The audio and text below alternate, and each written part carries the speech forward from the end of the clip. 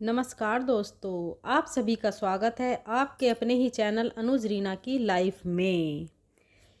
देव उठनी एकादशी व्रत कथा। जय श्री कृष्णा, राधे राधे दोस्तों। आप सभी श्रोताओं को देव उठनी एकादशी की हार्दिक शुभकामनाएं।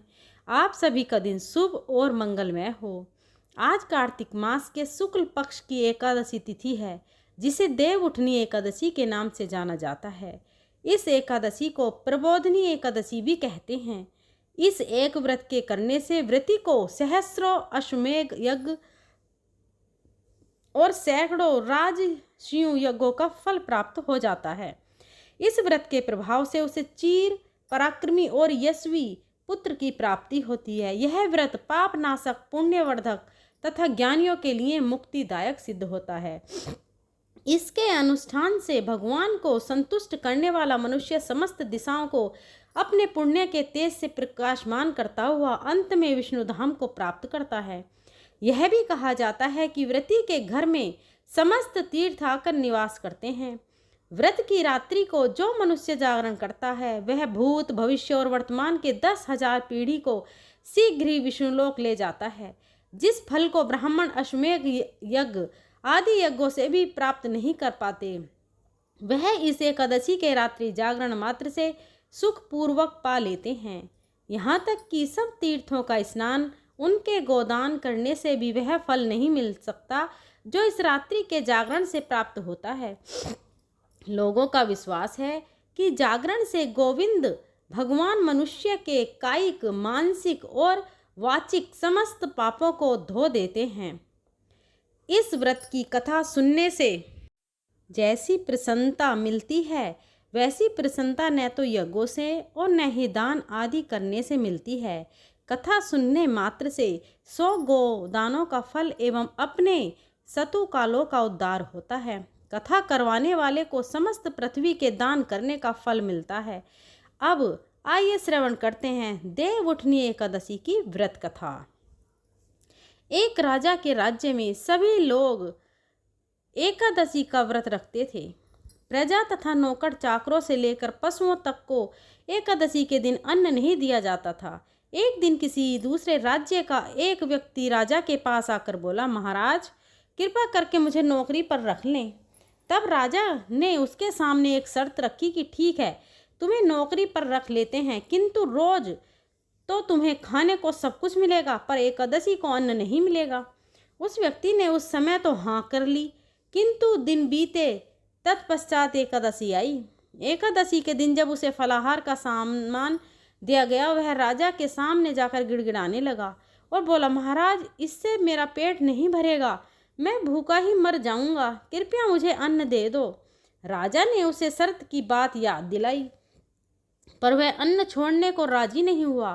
तब राजा ने उसे आटा, दाल, चावल आदि दिए। वह नित्य की तरह नदी पर पहुंचा और स्नान कर भोजन पकाने लगा। जब भोजन बन गया तो वह भगवान को बुलाने लगा, आओ भगवान, भोजन तैयार है। उसके बुलाने पर पीताम्बर धारण किए भगवान चतुर्भुज रूप में आ पहुँचे तथा प्रेम से उसके साथ भोजन करने लगे। भोजन आदि करके भगवान अंतर ध्यान हो गए तथा वह अपने काम पर चला गया। 15 दिन बाद अगली एकादशी को वह राजा से कहने लगा कि महाराज, मुझे आज 2 गुना सामान दीजिएगा। उस दिन तो मैं भूखा ही रह गया। राजा ने कारण पूछा तो उसने बताया कि हमारे साथ भगवान भी खाते हैं, इसलिए हम दोनों के लिए ये सामान पूरा नहीं होता। यह सुनकर राजा को बड़ा आश्चर्य हुआ और वह बोला, मैं नहीं मान सकता कि भगवान तुम्हारे साथ खाते हैं। मैं तो इतना व्रत रखता हूँ, पूजा करता हूँ, पर भगवान ने मुझे कभी दर्शन नहीं दिए। राजा की बात सुनकर वह बोला, महाराज, यदि विश्वास न हो तो साथ चलकर देख लें। फिर क्या था, राजा उस नौकर के साथ में गया और राजा एक पेड़ के पीछे छिपकर बैठ गया। उस व्यक्ति ने भोजन बनाया तथा भगवान को शाम तक पुकारता रहा, परंतु भगवान न आए। अंत में उसने कहा, हे भगवान, यदि आप नहीं आए तो मैं नदी में कूद कर प्राण त्याग दूंगा। उसके ऐसा कहने पर भी भगवान नहीं आए। तब वह प्राण त्यागने के उद्देश्य से नदी की तरफ बढ़ा। प्राण त्यागने का उसका दृढ़ इरादा जान शीघ्र ही भगवान ने प्रकट होकर उसे रोक लिया और साथ बैठकर भोजन करने लगे। खा पीकर वे उसे अपने विमान में बिठाकर अपने धाम ले गए। यह देख राजा ने सोचा कि व्रत उपवास से तब तक कोई फायदा नहीं होता जब तक मन शुद्ध न हो। इससे राजा को ज्ञान मिला और वह भी मन से व्रत उपवास करने लगा और अंत में स्वर्ग को प्राप्त हुआ। आइए अब श्रवण करते हैं देवउठनी एकादशी की दूसरी व्रत कथा, जिसे सुनने मात्र से ही सभी मनोकामनाएं पूर्ण हो जाती हैं। एक राजा था, उसके राज्य में प्रजा सुखी थी तथा एकादशी को कोई भी अन्न नहीं बेचता था, सभी फलाहार करते थे। एक बार भगवान ने राजा की परीक्षा लेनी चाहिए। भगवान ने एक सुंदरी का रूप धारण किया तथा सड़क पर बैठ गई। तभी राजा उधर से निकला और सुंदरी को देख चकित रह गया। उसने पूछा, हे सुंदरी, तुम कौन हो और इस तरह यहाँ क्यों बैठी हो? तब सुंदर स्त्री बने भगवान बोले, मैं निराश्रिता हूँ, नगर में मेरा कोई जान पहचान वाला नहीं है, किससे सहायता मांगूं? राजा उसके रूप पर मोहित हो गया था। वह बोला, तुम मेरे महल में चलकर मेरी रानी बनकर रहो। सुंदरी बोली, मैं तुम्हारी बात मानूंगी, पर तुम्हें राज्य का अधिकार मुझे सौंपना होगा, अर्थात राज्य पर मेरा पूर्ण अधिकार होगा। मैं जो भी बनाऊंगी तुम्हें खाना होगा। राजा उसके रूप पर मोहित था, अतः उसने उसकी सभी शर्तें स्वीकार कर ली। अगले दिन एकादशी थी।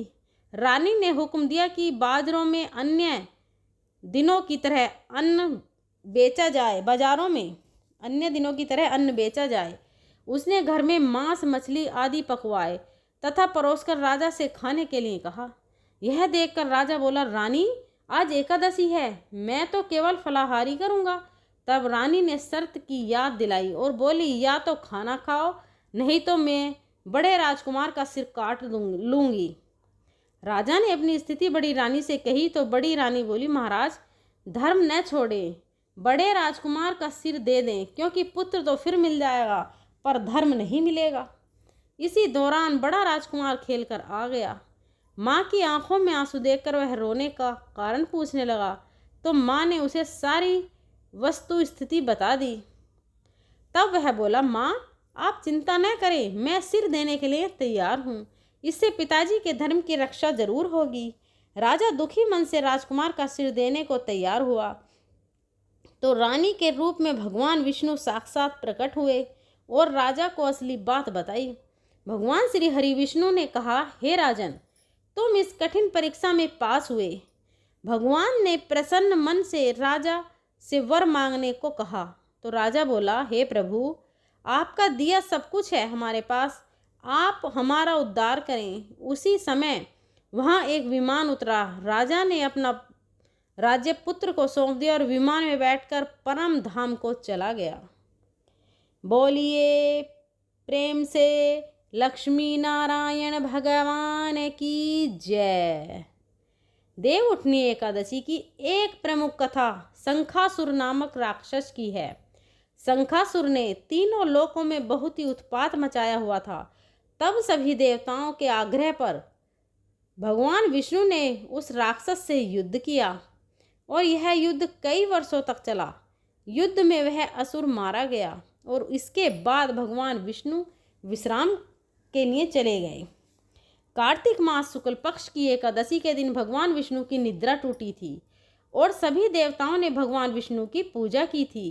शिव महापुराण के अनुसार पौराणिक समय में दैत्यों का राजा दंभ हुआ करता था और वह बहुत बड़ा विष्णु भक्त था।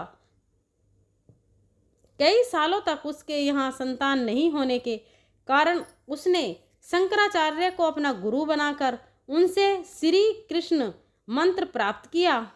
यह मंत्र प्राप्त करके उसने पुष्कर सरोवर में घोर तपस्या की। भगवान विष्णु उसकी तपस्या से प्रसन्न हुए और उसे संतान प्राप्ति का वरदान दे दिया। भगवान विष्णु के वरदान से राजा दंभ के यहाँ एक पुत्र ने जन्म लिया और इस पुत्र का नाम शंखचूर्ण रखा गया। बड़ा होकर शंखचूर्ण ने ब्रह्मा जी को प्रसन्न करने के लिए पुष्कर में घोर तपस्या की। उसकी तपस्या से प्रसन्न होकर ब्रह्मा जी ने उसे वरदान मांगने को कहा। तब शंखचूर्ण ने वरदान मांगा कि वह हमेशा अजर अमर रहे, वह कोई भी देवता उसे नहीं मार पाए। ब्रह्मा जी ने उसे यह वरदान दे दिया और कहा कि वह बद्रीवन में जाकर धर्मध्वज की पुत्री तुलसी जो तपस्या कर रही है उससे विवाह कर ले। शंखचूर्ण ने वैसा ही किया और तुलसी के साथ विवाह कर लिया। तत्पश्चात सुखपूर्वक रहने लगा। उसने अपने बल से देवताओं, असुरों, दानवों, राक्षसों, गंधर्वों, नागों, किन्नरों, मनुष्यों तथा त्रिलोकी के सभी प्राणियों पर विजय प्राप्त कर ली। भगवान श्री कृष्ण का परम भक्त था। शंखचूर्ण के अत्याचारों से सभी देवता परेशान होकर ब्रह्मा जी के पास गए और ब्रह्मा जी उन्हें भगवान विष्णु के पास ले गए। भगवान विष्णु ने कहा कि शंखचूर्ण की मृत्यु भगवान शिव के त्रिशूल से ही होगी, अतः आप उनके पास न जाएं। भगवान शिव ने चित्ररथ नामक गण को अपना दूत बनाकर शंखचूर्ण के पास भेजा। चित्ररथ ने शंखचूर्ण को समझाया कि वह देवताओं को उनका राज्य लौटा दे, परंतु शंखचूर्ण ने मना कर दिया और कहा कि वह महेश्वर से युद्ध करना चाहता है। भगवान शिव को जब यह बात पता चली तो वे युद्ध के लिए अपनी सेना लेकर निकल पड़े। इस तरह देवता और दानवों में घमासान युद्ध हुआ, परंतु ब्रह्मा जी के वरदान के कारण शंखचूर्ण को देवता नहीं हरा पाए। भगवान शिव ने शंखचूर्ण का वध करने के लिए जैसे ही अपना त्रिशूल उठाया तभी आकाशवाणी हुई कि जब तक शंखचूर्ण के हाथ में श्री हरि का कवच है और इसकी पत्नी का सतीत्व अखंडित है, तब तक इसका वध असंभव है। आकाशवाणी सुनकर भगवान विष्णु वृद्ध ब्राह्मण का रूप धारण कर शंखचूर्ण के पास गए और उससे श्री हरि कवच दान में मांग लिया। शंखचूर्ण ने वह कवच बिना किसी संकोच के दान कर दिया। इसके बाद भगवान विष्णु शंखचूर्ण का रूप बनाकर तुलसी के पास गए। शंखचूर्ण रूपी भगवान विष्णु ने तुलसी के महल के द्वार पर जाकर अपनी विजय होने की सूचना दी। यह सुनकर तुलसी बहुत प्रसन्न हुई और पति रूप में आए भगवान का पूजन किया, वह रमण किया। ऐसा करते ही तुलसी का सतीत्व खंडित हो गया और भगवान शिव ने युद्ध में अपने त्रिशूल से शंखचूर्ण का वध कर दिया।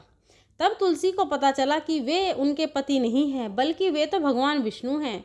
क्रोध में आकर तुलसी ने कहा कि आपने छल पूर्वक मेरा धर्म भ्रष्ट किया है और मेरे पति को मार डाला, अतः मैं आपको श्राप देती हूँ कि आप गणेश होकर पृथ्वी पर रहें। तब भगवान विष्णु ने कहा, देवी, तुम मेरे लिए भारतवर्ष में रहकर बहुत दिनों तक तपस्या कर चुकी हो।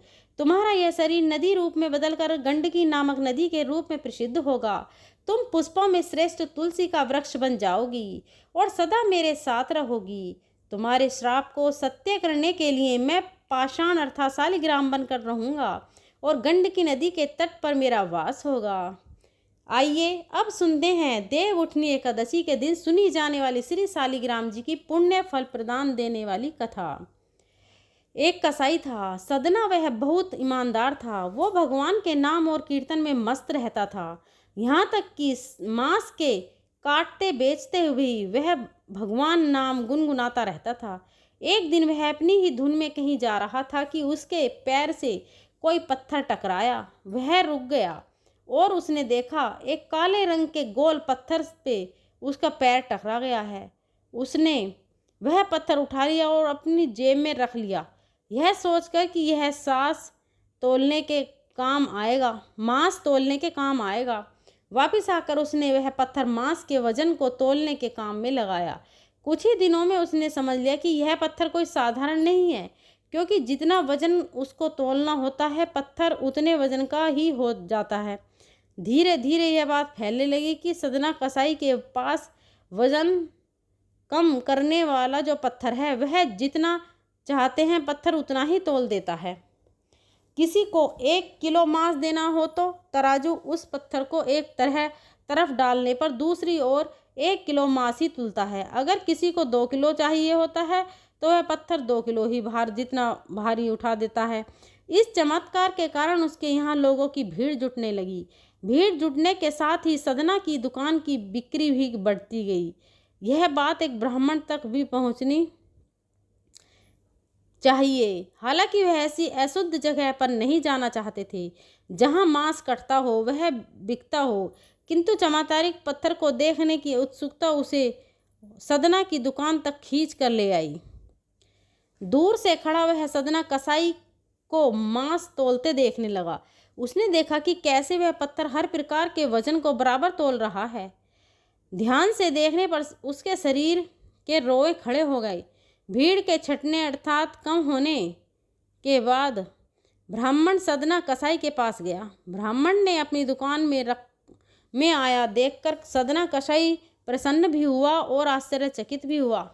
बड़ी नम्रता से सदना ने ब्राह्मण को बैठने के लिए स्थान दिया और पूछा कि हे ब्राह्मण देव, मैं आपकी क्या मदद कर सकता हूँ।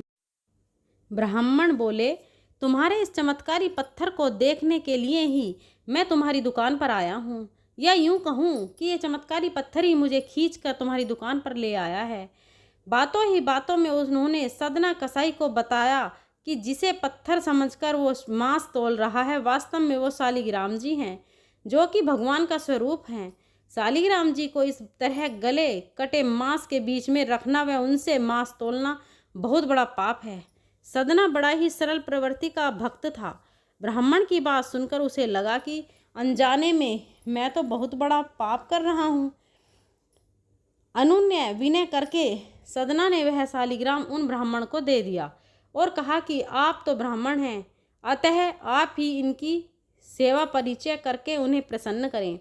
मेरे योग्य कुछ सेवा हो तो मुझे अवश्य बताएं। ब्राह्मण शालिग्राम जी की शिला को बहुत सम्मान से घर ले आया। घर आकर उन्होंने श्री शालिग्राम जी को स्नान करवाया, पंचराम अमृत से अभिषेक किया, वे पूजा अर्चना आरंभ कर दी। कुछ दिन में ही बीते थे कि उन ब्राह्मण के स्वप्न में श्री शालिग्राम जी आए और कहा, हे ब्राह्मण, मैं तुम्हारी सेवाओं से प्रसन्न हूँ, किंतु तुम मुझे उसी कसाई के पास छोड़कर आओ।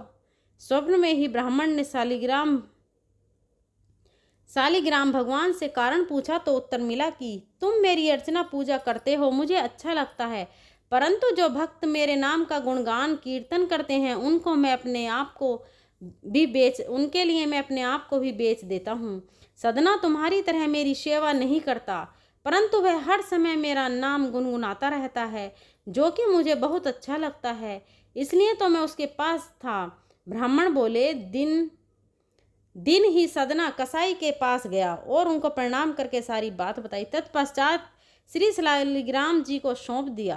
ब्राह्मण की बात सुनकर सदना कसाई की आंखों में आंसू आ गए। मन ही मन उन्होंने मांस बेचने खरीदने का कार्य को तिलांजलि देने की सोची और निश्चय किया कि यदि मेरे ठाकुर जी को कीर्तन पसंद है तो मैं अधिक से अधिक समय नाम कीर्तन ही करूँगा। देव प्रबोधनी अर्थात देव उठनी एकादशी के दिन भगवान शालिग्राम व तुलसी का विवाह संपन्न कर मांगलिक कार्यों का आरंभ किया जाता है। हिंदू धर्म मान्यता के अनुसार इस दिन तुलसी शालिग्राम विवाह करने से अपार पुण्य प्राप्त होता है। अब आइए अंत में श्रवण करते घर में सुख समृद्धि बनाए रखने वाली माता लक्ष्मी की कथा। बनारस में एक बड़े धनवान सेठ रहते थे। वह विष्णु भगवान के परम भक्त थे और हमेशा सच बोला करते थे। एक बार जब भगवान सेठ जी की प्रशंसा कर रहे थे, तभी माँ लक्ष्मी ने कहा, हे स्वामी, आप इस सेठ की इतनी प्रशंसा क्यों कर रहे हैं? क्यों न आज इसकी परीक्षा ली जाए और जाना जाए कि क्या वह सचमुच इसके लायक है या नहीं। भगवान बोले, ठीक है, अभी सेठ गहरी नींद में है, आप उसके स्वप्न में जाएं और उसकी परीक्षा लें। अगले ही क्षण सेठ जी को एक स्वप्न आया। स्वप्न में धन की देवी माता लक्ष्मी उनके सामने आई हैं और बोली, हे राजन, मैं धन की दात्री लक्ष्मी हूँ। सेठ जी को अपनी आंखों पर यकीन नहीं हुआ और वे बोले, हे माता, आपने साक्षात अपने दर्शन देकर मेरा जीवन धन्य कर दिया। बताइए, मैं आपकी क्या सेवा कर सकता हूँ? देवी लक्ष्मी ने कहा, कुछ नहीं राजन, मैं तो बस इतना बताने आई हूँ कि मेरा स्वभाव चंचल है। और वर्षों से तुम्हारे भवन में निवास करते करते मैं ऊब चुकी हूँ, इसलिए यहाँ से जा रही हूँ। सेठ जी बोले, मेरा आपसे निवेदन है कि आप यहीं रहें, किंतु अगर आपको यहाँ अच्छा नहीं लग रहा है तो मैं भला आपको कैसे रोक सकता हूँ। सेठ ने कहा, हे माँ, आप अपनी इच्छा अनुसार जहाँ चाहें जा सकती हैं। तत्पश्चात देवी लक्ष्मी उसके घर से चली गई। थोड़ी देर बाद माता लक्ष्मी रूप बदलकर पुनः सेठ के स्वप्न में यश के रूप में आई और बोली, सेठ, मुझे पहचान रहे हो कि मैं कौन हूँ? सेठ ने कहा, नहीं महोदय, मैंने आपको नहीं पहचाना। यश ने बोला, मैं यश हूँ, मैं ही तेरी कीर्ति और प्रसिद्धि का कारण हूँ, लेकिन अब मैं तुम्हारे साथ नहीं रहना चाहता, क्योंकि माँ लक्ष्मी यहाँ से चली गई हैं, इसलिए मेरा भी यहाँ कोई काम नहीं है। सेठ ने बोला, ठीक है, यदि आप भी जाना चाहते हैं तो वही सही। सेठ जी अभी भी स्वप्न में ही थे। उन्होंने देखा कि वह दरिद्र हो गए हैं। धीरे धीरे उनके सारे रिश्तेदार व मित्र सभी उनसे दूर हो गए हैं, यहाँ तक कि जो लोग उनका गुणगान किया करते थे वह भी अब बुराई करने लगे हैं। कुछ और समय बीतने पर माँ लक्ष्मी धर्म का रूप धारण कर पुनः सेठ के स्वप्न में आई और बोली, हे सेठ, मैं धर्म हूँ। माँ लक्ष्मी और यश के जाने के बाद मैं भी इस दरिद्रता में तुम्हारा साथ नहीं दे सकता, इसलिए मैं भी जा रहा हूँ। फिर सेठ ने कहा, जैसी आपकी इच्छा। सेठ ने उत्तर दिया और धर्म भी वहाँ से चला गया। कुछ और समय बीत जाने पर माँ लक्ष्मी सत्य के रूप में स्वयं प्रकट हुई और बोली, हे सेठ, मैं सत्य हूँ। लक्ष्मी, यश और धर्म के जाने के बाद अब मैं भी यहीं से जाना चाहता हूँ। ऐसा सुनकर सेठ जी ने तुरंत सत्य के पांव पकड़ लिए और बोले, महाराज, मैं आपको नहीं जाने दूंगा। भले ही सब मेरा साथ छोड़ दें, मुझे त्याग दें, पर कृपया आप मेरा साथ मत छोड़िए। सत्य के बिना मैं एक क्षण नहीं रह सकता। यदि आप चले जाएंगे तो मैं तत्काल ही अपने प्राण त्याग दूंगा। सेठ की बात सुनकर सत्य ने कहा, लेकिन तुमने बाकी तीनों को बड़ी आसानी से जाने दिया, उन्हें नहीं रोका। सेठ जी बोले, मेरे लिए तो वे दोनों ही बहुत महत्व रखते हैं, लेकिन उन तीनों के बिना भी मैं भगवान का नाम का जाप करते करते उद्देश्यपूर्ण जीवन जी रहा हूँ। परंतु यदि आप चले गए तो मेरे जीवन के झूठ प्रवेश कर जाएंगे और मेरी वाणी अशुद्ध हो जाएगी। भला ऐसी वाणी से मैं अपने भगवान की वंदना कैसे करूं? तो मैं किसी भी कीमत पर आपके बिना नहीं रह सकता। सेठ जी का उत्तर सुन सत्य प्रसन्न हो गया और उसने कहा, तुम्हारी अटूट भक्ति ने मुझे यहाँ रुकने पर विवश कर दिया है और अब मैं यहीं से कभी भी नहीं खोने दूंगा, कभी नहीं जाऊंगा। ऐसा कहते हुए सत्य अंतर्ध्यान हो गया। सेठ जी अभी भी निद्रा में ही थे। थोड़ी देर बाद स्वप्न में धर्म वापस आया और बोला, मैं अब तुम्हारे पास ही रहूंगा, क्योंकि यहाँ सत्य का निवास है। फिर क्या था, सेठ जी ने प्रसन्नतापूर्वक धर्म का स्वागत किया। उसके बाद यश भी लौट आया और बोला, हे सेठ, यहाँ सत्य और धर्म है, वहाँ यश स्वतः ही आ जाता है, इसलिए अब मैं भी तुम्हारे साथ ही रहूँगा। सेठ जी ने यश की भी आओ भगत की और अंत में माँ लक्ष्मी आई। उन्हें देखते ही सेठ जी नतमस्तक होकर बोले, हे देवी, क्या आप भी पुनः मुझ पर कृपा करेंगी? देवी लक्ष्मी ने कहा, अवश्य राजन, जहाँ सत्य, धर्म और यश हो वहाँ मेरा वास निश्चित है। यह सुनते ही सेठ जी की नींद खुल गई। उन्हें यह सब स्वप्न लगा, परंतु वास्तविकता में वह एक कड़ी परीक्षा थी। उत्तीर्ण हो गए। हमें भी हमेशा याद रखना चाहिए कि जहाँ सत्य का निवास होता है वहाँ यश, धर्म और देवी लक्ष्मी का निवास स्वतः ही हो जाता है। सत्य है तो सिद्धि, प्रसिद्धि और समृद्धि है। प्रेम से बोलिए लक्ष्मी नारायण भगवान की जय। जय श्री हरि विष्णु, जय तुलसी मैया। आइए अब सुनते हैं लक्ष्मी नारायण भगवान की आरती। शंख चक्र शकरीटकुण्डलं सपीतवस्त्रं सरसीरुहे क्षणं सहारवक्षस्थलं कौस्तुम्भश्रियं नमामि विष्णुं शिरसा चतुर्भुजम्। जय लक्ष्मी रमणा श्रीलक्ष्मी रमणा सत्यनारायण स्वामी जनपातक हरणा। जय लक्ष्मी रमणा रतन जड़ित सिंहासन अद्भुत छवि राजे प्रभु अद्भुत छवि राजे। नारद करत निराजन घंटा ध्वनि बाजे। जय लक्ष्मी रमणा प्रकट भये कली कारण द्विज को दरस दियो। बूढ़े ब्राह्मण बन कर कंचन महल कियो। जय लक्ष्मी रमणा दुर्बल भील कठारो जिन पर कृपा करी प्रभु जिन पर कृपा करी। चंद्रचूर्ण एक राजा जिनकी विपत्ति हरी। जय लक्ष्मी रमणा वेश्य मनोरथ पायो श्रद्धा तज दीनी। सो फल भोग्यो प्रभु जी फिर स्तुति कीनी। जय लक्ष्मी रमणा भाव भक्ति के कारण छिन्न छिन्न रूप धरियो। श्रद्धा धारण कीनी तिनको काज सरो। जय लक्ष्मी रमणा ग्वाल बाल संग राजा वन में भक्ति करी।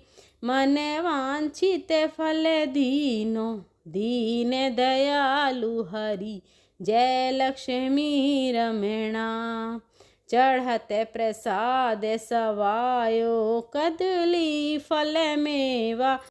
स्वामी कदली फल मेवा धूप दीप तुलसी से राजी सत्य देवा। जय लक्ष्मी रमणा सत्यनारायण जी की आरती जो कोई नर गावे प्रभु प्रेम सहित गावे। तन मन सुख संपत्ति मन वांछित फल पावे। जय लक्ष्मी रमणा जय लक्ष्मी रमणा श्री लक्ष्मी रमणा। सत्यनारायण स्वामी जनपातक हरणा। जय लक्ष्मी रमणा। बोलिए विष्णु भगवान की जय। लक्ष्मी नारायण भगवान की जय। दोस्तों आपको अगर ये वीडियो पसंद आई हो तो वीडियो को लाइक करें, अपनी फ्रेंड और फैमिली में शेयर करें और हमारे चैनल को सब्सक्राइब करें। कहीं भूल चूक हो गई हो तो मैं माफ़ी चाहती हूँ। मिलते हैं अगली वीडियो में, तब तक के लिए धन्यवाद।